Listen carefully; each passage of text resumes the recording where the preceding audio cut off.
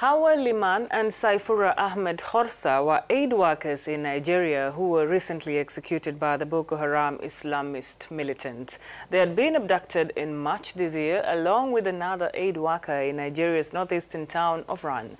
Hauwa, Liman and Saifura Khorsa were Muslim midwives who worked at a government health care center supported by the International Committee of the Red Cross. Khorsa was shot dead in September, and a month later her colleague Liman was also murdered.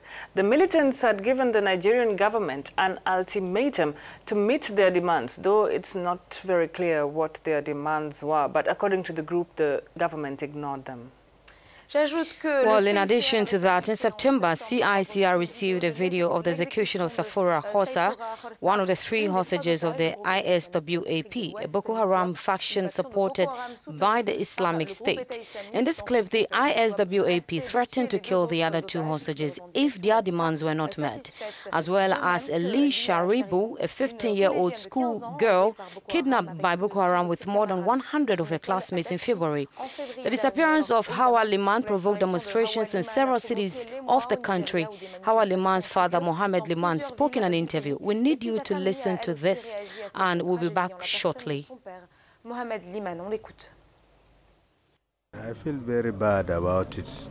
For a person to lose a child who has gone to do service to the community, just all to hear that she is dead, it's so grieved. I can't imagine. I just can't describe my anger. In fact, although it is God has destined that she must die in this situation.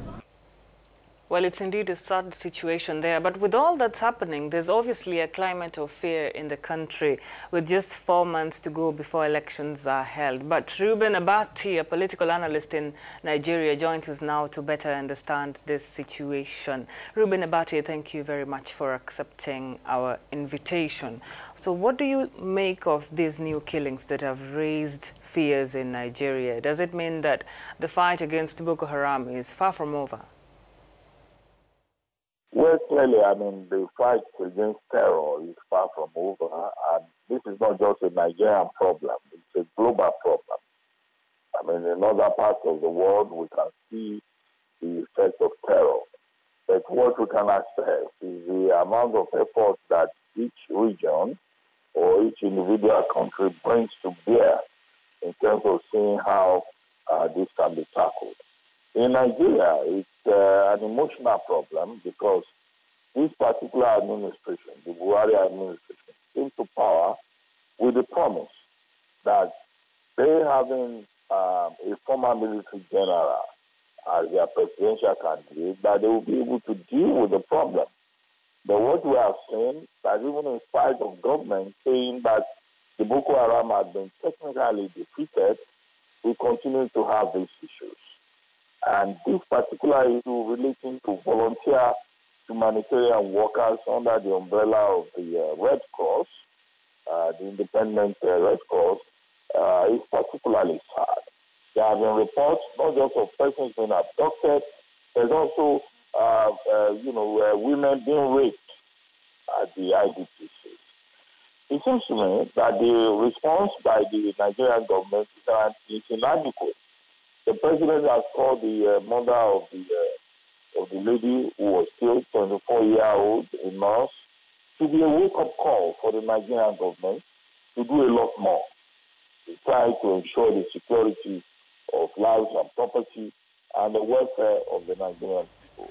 And Reuben, the country is just 4 months away to the presidential polls, and among the major issues candidates are expected to address is the Boko Haram menace, and which is why even the co-founder of the Bring Back Our Girls campaign group, Obi Ezekwesili, is also in the race to challenge President Muhammadu Buhari. Should these candidates also focus on other issues affecting the country?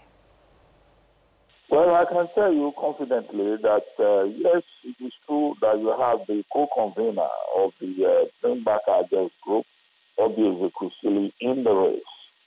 And I've had the privilege of interviewing her on a program that I co-anchor on television.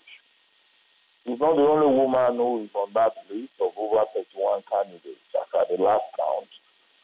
There's also Eunice Akejide, and maybe one or two other women. But the thing to say is that in terms of gender politics, Nigeria at this moment, I do not believe is ready for a female president.